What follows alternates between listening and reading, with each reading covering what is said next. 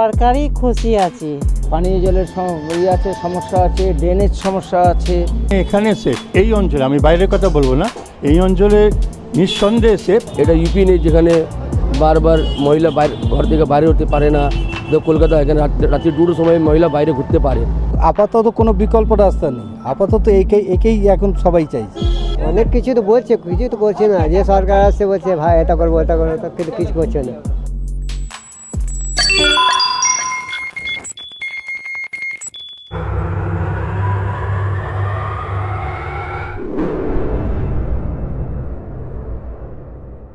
কখনো ঝড় বৃষ্টিতে মিলছে স্বস্তি, কখনো বা উত্তাপে বাড়ছে নাবিশ্বাস। তেমনি নির্বাচনের প্রাককালে কেউ চাইছে ভাতা, কেউ চাইছে চাকরি।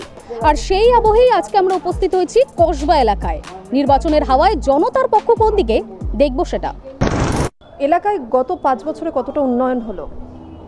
উন্নয়ন এখানে গত 5 বছরে এখানকার কাউন্সিলর ফাইজ আহমেদ খানের নেতৃত্বে, আমাদের এটা সুনীলনগর কলোনি, সুনীলনগর কলোনিতে মিষ্টি জল ঢুকেছে, লাইট, ড্রেন, রাস্তা সমস্ত কিছুরই উন্নতি হয়েছে।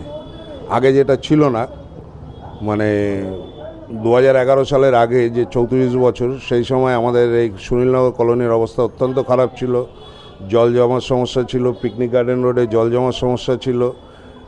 ডিসল্টিংয়ের মাধ্যমে একটা বিশাল কাজ হয়েছে, কলোনি বাজার থেকে ভিআইপি বাজার পর্যন্ত ডিসল্টিং করে ড্রেনটা পরিষ্কার করে দেওয়াতে এখন এই এলাকায় জল জমার সমস্যাও নেই, অনেক উন্নতি হয়েছে। স্কুলগুলোতে মানে অনেক কাজ হয়েছে। এমএলএ ল্যাডের টাকা থেকে জাভেদ খান এই উন্নতিগুলো করেছে, আর ফায়াজ খান বিশেষ করে আমাদের সুনীলনগর কলোনি এবং সিএনআর রোড এবং পিকনিক গার্ডেনের ব্যাপক উন্নতি করেছে। বিধায়ককে কি সবসময় এলাকায় দেখা যায়? যখন ডাকি তখন পাওয়া যায় বিধায়ককে, সব সময় যে কোনো অনুষ্ঠান।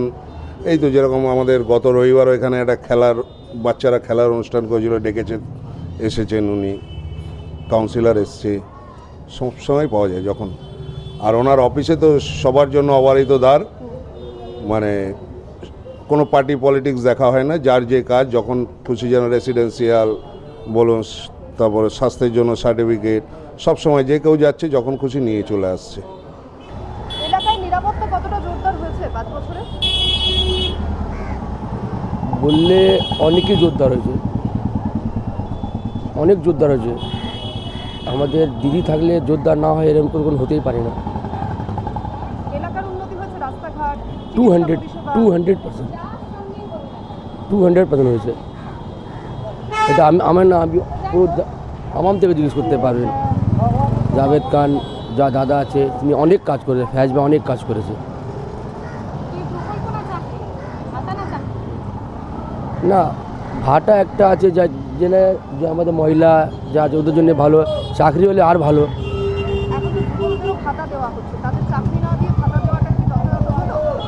আরে বাবা, যখন বিজেপি সরকার ছিল তো ভাটাও মিলছিল না, এখন তো ভাটাও মিলছে, আর এরপরে হতে পারে চাকরিও মিলবে। যেটি আমরা ভালো দিদির সাথে সম্পর্ক রাখতে পারলাম, দিদিকে ভালো করে জিতাতে পারলাম, তাহলে হবে। আমরা আইন শৃঙ্খলা যখন সিপিএম সরকার ছিল তখন দেখবেন, আর আজকের টাইমে দেখুন, বলতে গিয়ে এটা নিজে দেখতে পাচ্ছে। এটা ইউপি নেই যেখানে বারবার মহিলা বাইরে ঘর থেকে বাইরে হতে পারে না। কলকাতা এখানে রাত্রি 2টোর সময় মহিলা বাইরে ঘুরতে পারে। নির্বাচনের পর কি বিধায়ককে কি এলাকায় দেখা দিয়েছে? হ্যাঁ, কাজ হয়েছে, কাজ করছেন? হ্যাঁ, উনি কাজ করছেন। এখানে একটা রিসেন্টলি একটা মিষ্টি জলে পাম্পিং, একটা জলের একটা সেট তৈরি হচ্ছে, একটা ওয়াটার একটা প্রজেক্ট, সেটাতে উনি আসেন।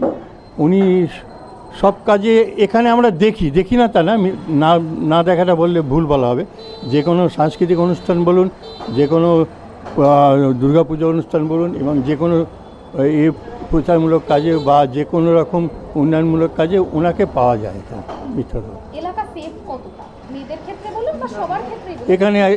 এখানে সেফ, এই অঞ্চলে, আমি বাইরের কথা বলবো না, এই অঞ্চলে নিঃসন্দেহে সেফ। কারণ এখানে আমরা বসি, এখানে সব দলীয় ছেলেরা এখানে একসঙ্গে পাশাপাশি থাকে, মানে কেউ তৃণমূল করে, কেউ সিপিএম করে, কেউ বিজেপি করে, তারা কিন্তু প্রত্যেকে এখানে মিলেমিশে থাকে এই অঞ্চলে, এবং মেয়েরাও এখানে সেফ, এই অঞ্চলটা সেফ। এই যে এসআইআর হলো, এর কি কোনো প্রভাব পড়বে ভোটে কি না?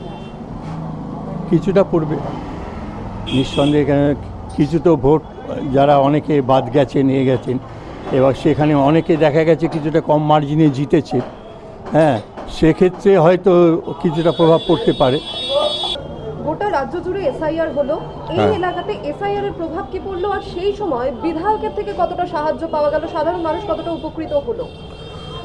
এসআইআরের মানুষের প্রচণ্ড হ্যারাসমেন্ট হয়েছে এবং বিধায়কের অফিস থেকে বিভিন্ন জায়গায় বিভিন্ন ক্যাম্প করে জনসাধারণকে পরিষেবা দেওয়ার ব্যবস্থা করেছিল, যেমন ফর্ম ফিল আপ, বিভিন্ন কাগজপত্র শৈশবত করে দেওয়া, ডোমিসাইল সার্টিফিকেটের জন্য ফর্ম ফিল আপ, এগুলো সমস্ত মানে এমএলএ জাভেদ খানের অফিস থেকে এগুলো করে দেওয়া হয়েছিল।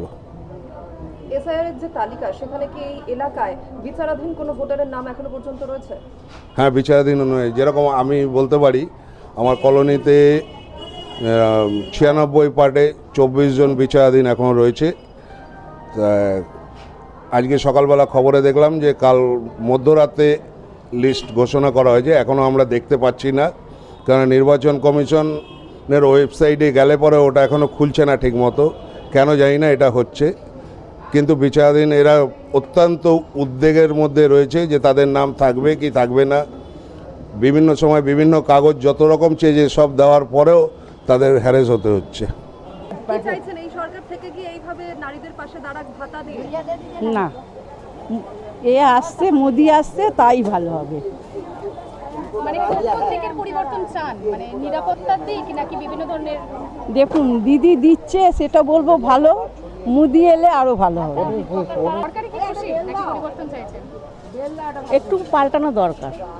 এলাকার কতটা কি উন্নতি হয়েছে?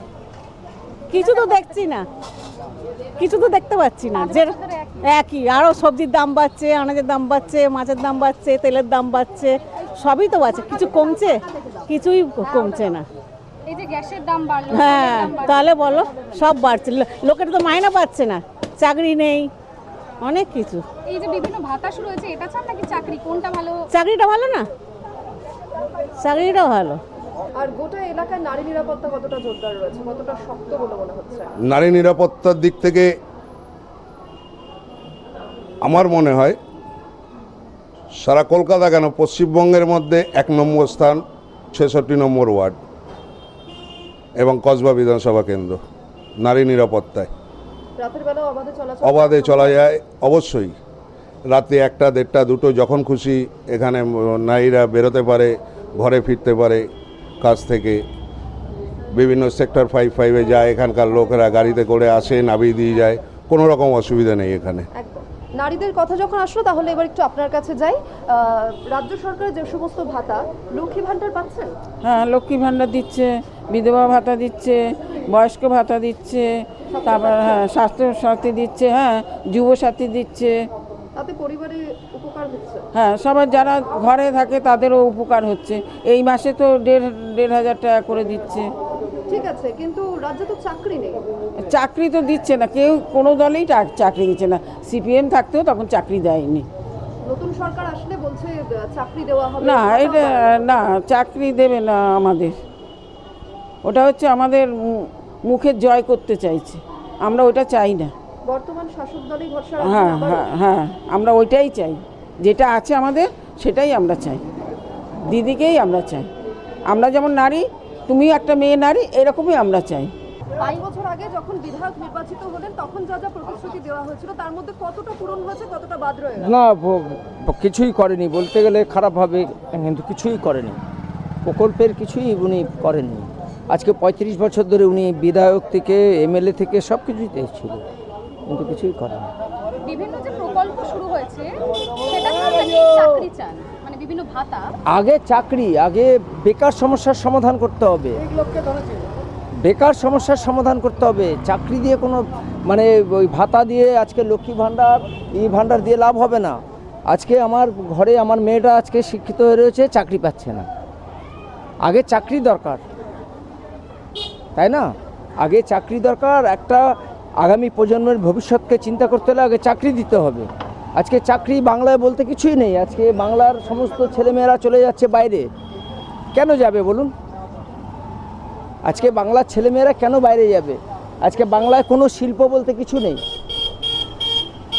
এ তো আপনি অবশ্যই জানবেন, বাংলায় কোনো শিল্প বলতে কিছুই নেই। আজকে আমার মেয়েটা পড়াশোনা করে আজকে বাংলায় চাকরি পাবে কিনা সন্দেহ আছে, তাকে পাঠাতে হচ্ছে বাইরে। কেন পাঠাবো? আমার বাংলায় আমার মেয়ে আমার চাকরি পাবে না, এটা হতে পারে? আজকে চাকরির কোনো নেই, পশ্চিমবাংলার বুকে চাকরি বলতে সব শেষ। দেখা যাচ্ছে নারীদের নিরাপত্তা দিন দিন বিঘ্নিত হচ্ছে, না। তারপরে কি করে দিদির উপর ভরসা করছেন? দিদি তো করছে না, দেখো তুমিও একটা মেয়ে আছো, তুমিও তো করতে চাইছো না এটা। সবাই নিয়ে রাস্তাঘাটে আমরা চলি, অনেক রাত বিরেতে সব জায়গায় চলাফেরা করি, তো আমরা সেটাই তো চাই। কিন্তু যারা ক্ষমতায় আছেন তাদের হাতে তো স্পেসিফিক কিছু ক্ষমতা থাকে, যেভাবে নারী নিরাপত্তাটাকে একটু সাবধানে রাখা যায়, বা নারীদের জন্য বিশেষ কিছু প্রকল্প করা যায়, বা নারীদের জন্য এই নিরাপত্তা ব্যবস্থাটাকে জোরদার করা যায়, সেগুলি কি করা হচ্ছে? হ্যাঁ, সেটা করা হবে। দেখুন, যদি শস্যের মধ্যে যদি ভূত থাকে, সেটা তো করতে পারছে না।